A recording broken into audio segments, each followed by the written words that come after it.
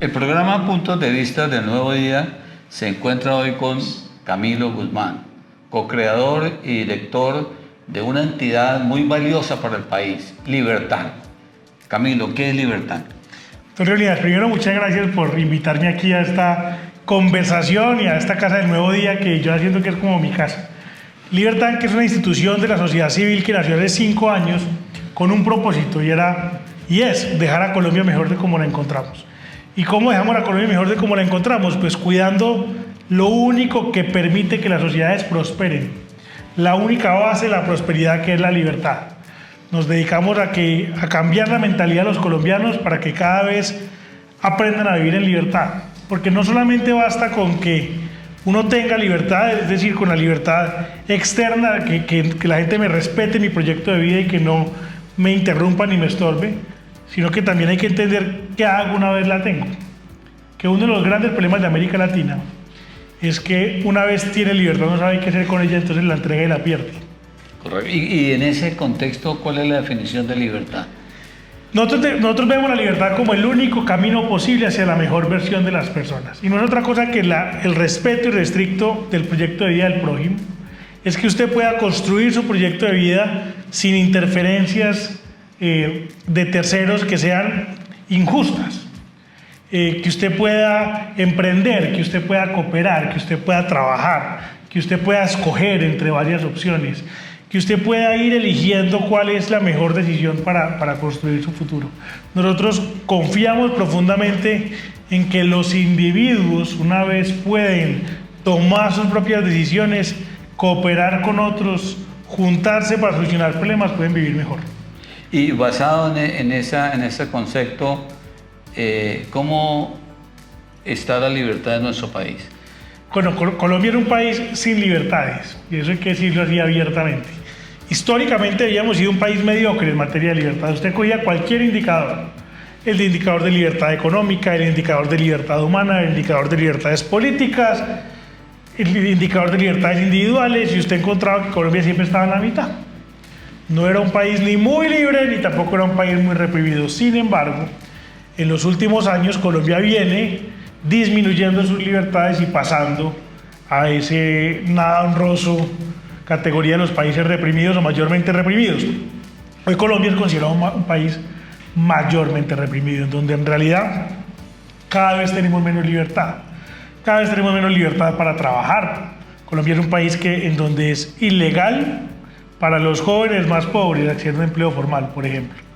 Es un país en donde no tenemos libertad para comerciar, porque el Estado determina cómo podemos comerciar, cuándo, cómo y por qué. No tenemos libertad de elección para poder escoger productos y servicios que nos hagan la vida mejor, sino que cada vez el Estado quiere meterse en qué es lo que deberíamos comprar. No tenemos libertades políticas, que cada vez es más difícil en todo este escenario de polarización y discurso de odio, pues expresarse abiertamente y libremente y expresar opiniones políticas. Bueno, así nos podíamos quedar en un listado mucho más grande. ¿Y cómo se aumenta esas libertades? ¿Cómo se logran? ¿Cómo se consiguen en un caso como Colombia, como nuestra sociedad? Yo distingo 2 tipos de enemigos de la libertad: los externos y los internos, es decir, aquellos que nos quitan la libertad desde afuera, pero también hay unos enemigos de la libertad que nosotros tenemos aquí, y especialmente aquí, que nos quitan la libertad desde adentro. Arranco con el segundo. Esos enemigos internos de la libertad no son otra cosa que la mentalidad, las ideas. ¿En qué es lo que creemos los colombianos? Y cuando vemos que Colombia es un país que cree que el lucro es algo inmoral, que la riqueza es un juego de suma cero, que tiene este profundo resentimiento, odio por el que le va bien, por el exitoso, pues es un país que está condenado al fracaso. Aquellas sociedades en donde el exitoso es visto con admiración, con ganas de emularlo, son sociedades mucho más libres y son sociedades en donde el éxito es mucho más atractivo. Entonces, por un lado tenemos todos los problemas internos de las ideas, y por otro lado tenemos los enemigos externos, que son todos aquellos que no nos dejan poder expresar nuestra libertad, que no nos dejan trabajar, que no nos dejan cooperar, que no dejan al empresario emprender, que no dejan a las personas pensar, que no dejan a las personas decir, actuar, que son, digamos, que todos estos personajes que usan el poder para controlar a los demás. Y hay desde líderes políticos y demás que lo que buscan es usar todo el poder para controlarte, para decir qué puede hacer con tu vida. Es decir, te quitan la libertad y te tratan como esclavos.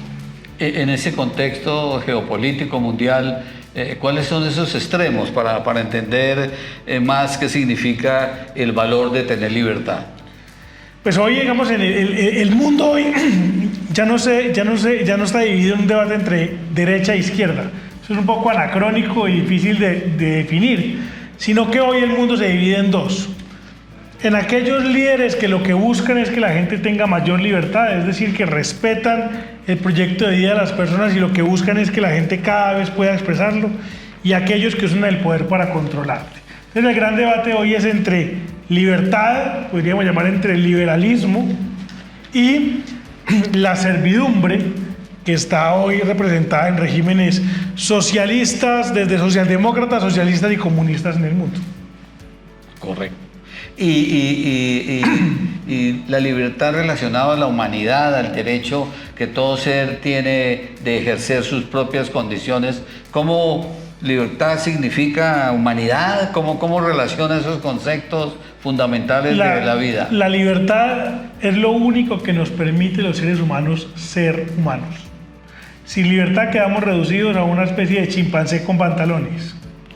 Porque la libertad es lo que nos da precisamente la capacidad que solo tenemos seres humanos de crear, de juntarnos con otros, de solucionar problemas ajenos, de inventar, de innovar, que ha sido también la base del progreso de la humanidad.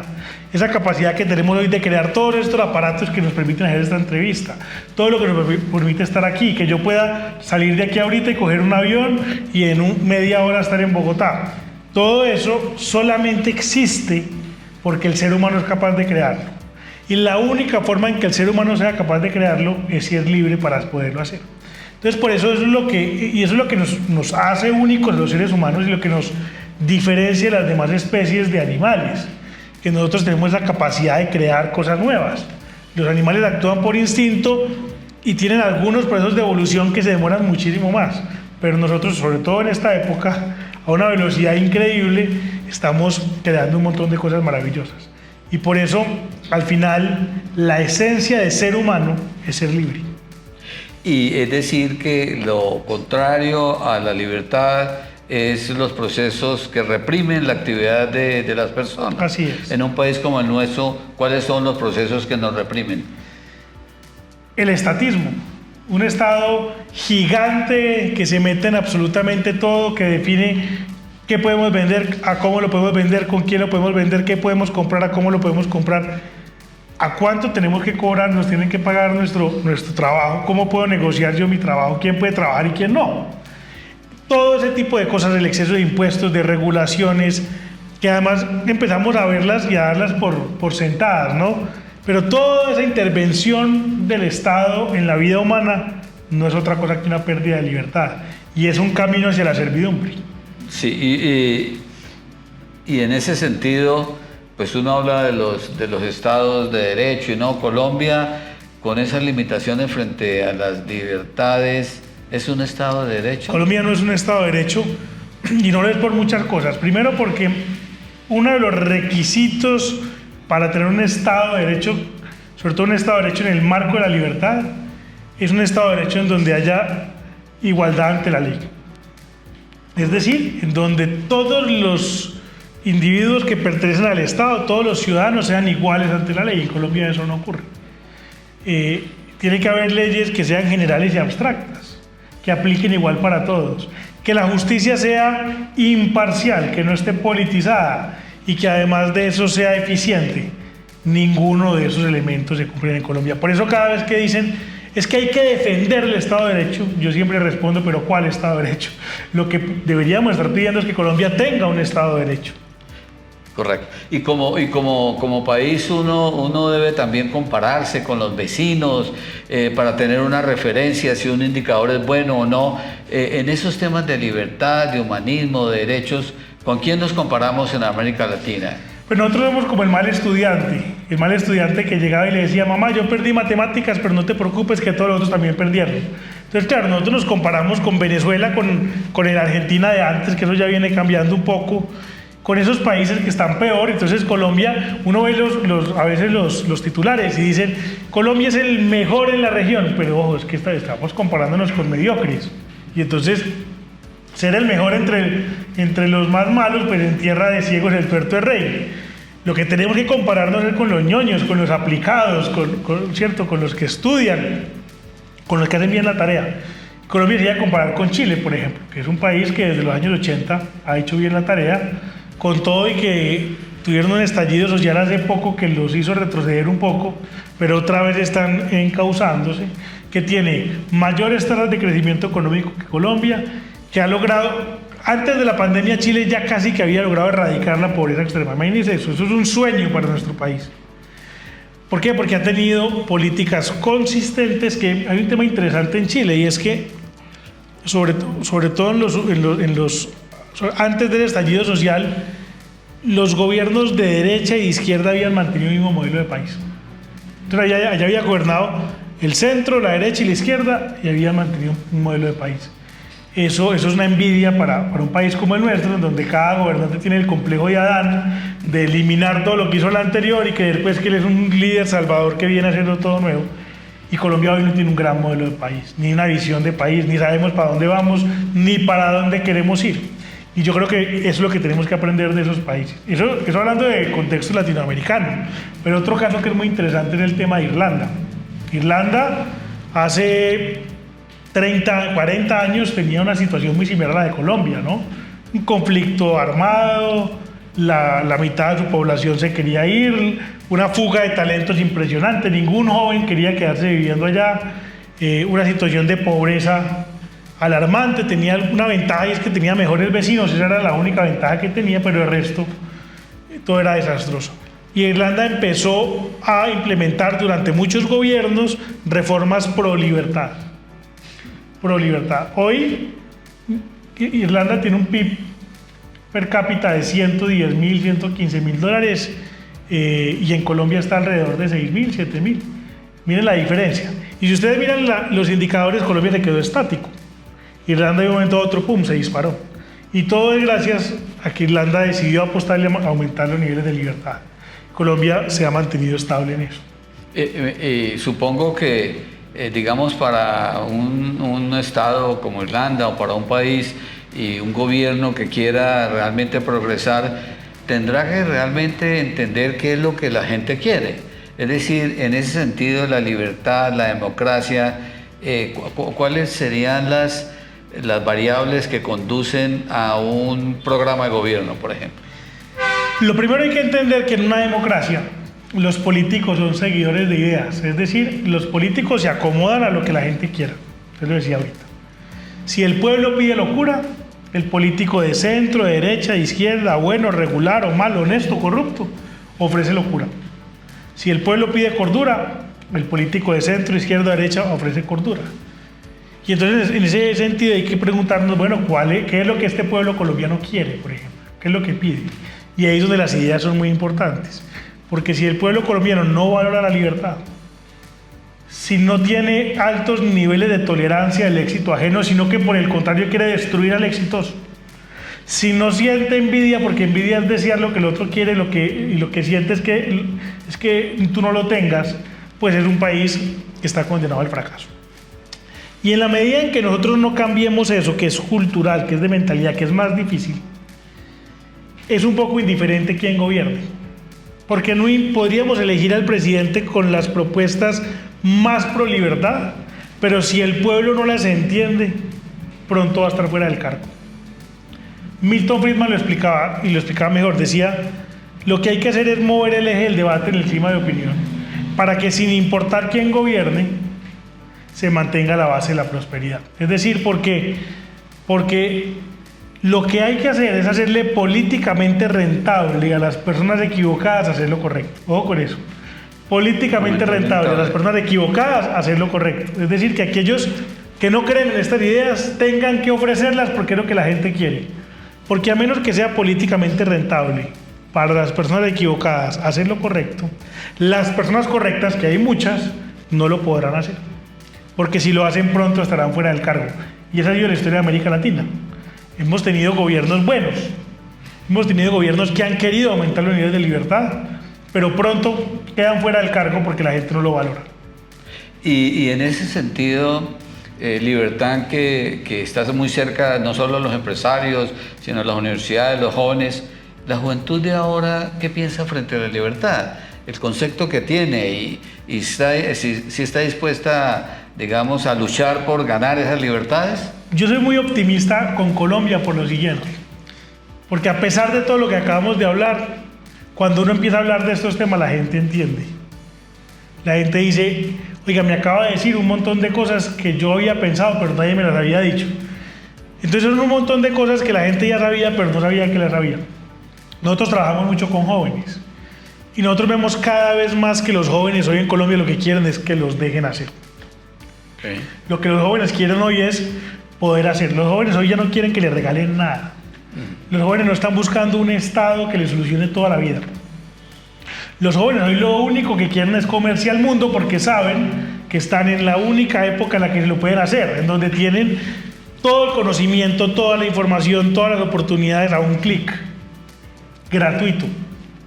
O semi-gratuito, pero es decir, con un teléfono inteligente, una conexión a internet, tienen el mundo entero a sus pies. Y lo único que hoy piden es, déjeme camellar, déjeme trabajar, déjeme hacer, no me impidan. Los jóvenes hoy quieren, por ejemplo, modelos de trabajo flexibles.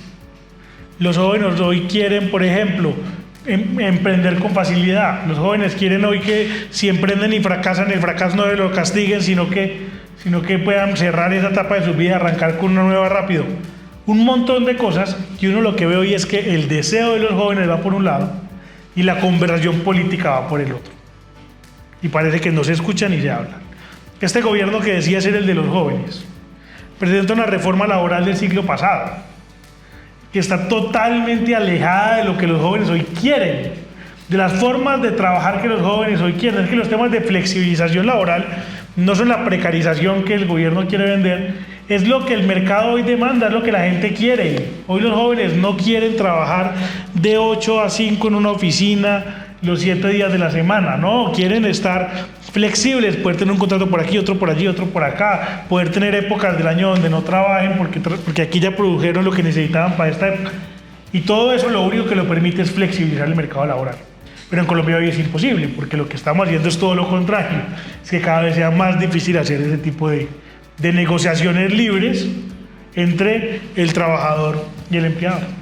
Y en ese mismo sentido, ¿cómo debe ser la educación que el país ofrece a esos jóvenes para que, digamos, se reafirmen en sus valores y puedan ingresar a los mercados laborales con las competencias en un marco de mayor libertad? Mire, hoy uno de los grandes problemas de Colombia es que el sistema educativo no le entrega al país los jóvenes y los profesionales ni los bachilleres que necesita, ni con las competencias que necesita.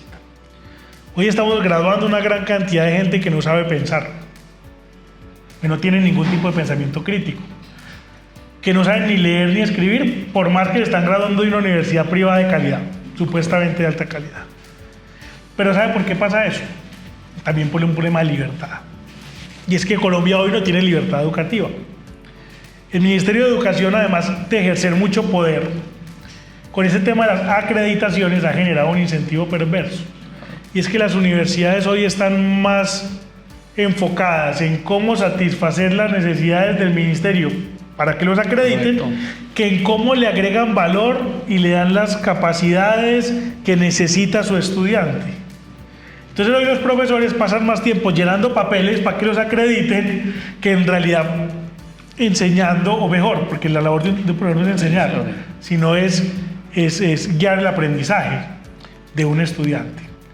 Entonces cuando vemos eso, vemos que el sistema educativo gradúa a un montón de personas que no tienen las competencias que necesita ni Colombia ni el mundo, y ahí es donde tenemos un problema. Colombia necesita una gran revolución educativa y eso se puede hacer si uno empieza a cambiar toda la lógica detrás de la educación y por ejemplo el Estado deja de subsidiar la oferta como lo hace ahora y empieza a subsidiar la demanda. y que cada uno pueda escoger dónde quiera estudiar. Y que comience desde muy jóvenes, en la educación media. Total. Es decir, que sea una cadena que permita realmente al joven formarse para ingresar al mercado laboral basado en sus propias condiciones y sus propias libertades. Y que entienda lo siguiente, y es que no hay nadie que sepa mejor qué es lo que necesitan los jóvenes que los colegios, las universidades, las instituciones de educación. Que lo único que tiene que hacer el Ministerio y la Secretaría de Educación y el Ministerio de Educación es dejar de estorbar, quitarse en medio, que aumentar los niveles de libertad educativa al máximo, que puedan competir entre ellos para atraer a que los estudiantes los escojan. Y eso sí va a hacer que cada vez más haya más educación pertinente. Porque creo hoy la gran crisis de la educación superior es que los estudiantes no quieren matricularse en las universidades. Pero es que ¿cómo le van a querer matricular si la universidad no le agrega ningún valor? Usted va a una universidad con el deseo de ser exitoso. Ese es un poco su deseo, ¿no? De tener éxito en la vida, de salir adelante. Pero usted va a la universidad y como la universidad está pensando en la acreditación, en llenar formularios y demás, el estudiante le empieza a frustrar porque eso de ser exitoso no aparece por ningún lado.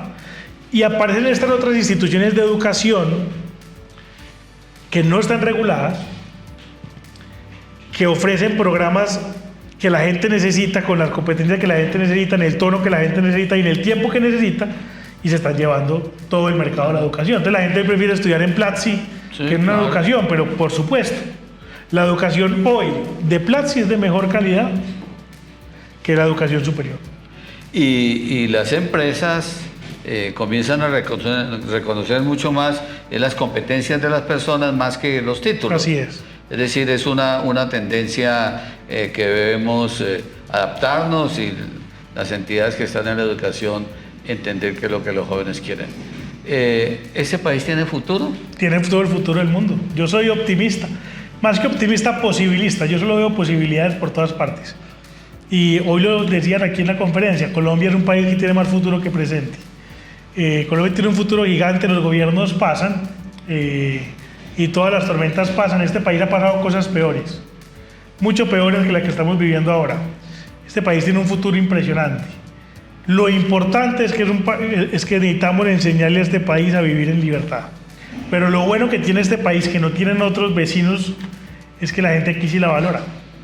Que era algo que la gente tenía aquí, digamos, y de ahí hay que pasárselo para acá, para la frente. Que la gente tenía que pensar más en eso.